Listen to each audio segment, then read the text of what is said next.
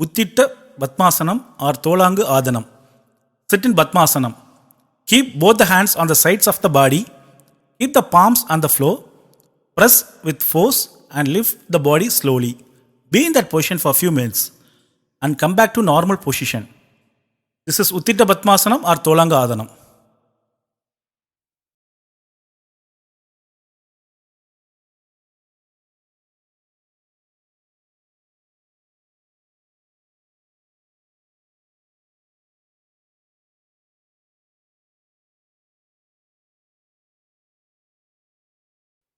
Common rules.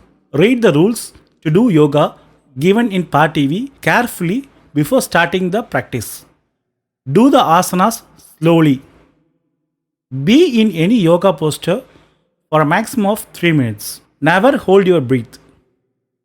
While bending forward, breathe out, and bending backward, breathe in.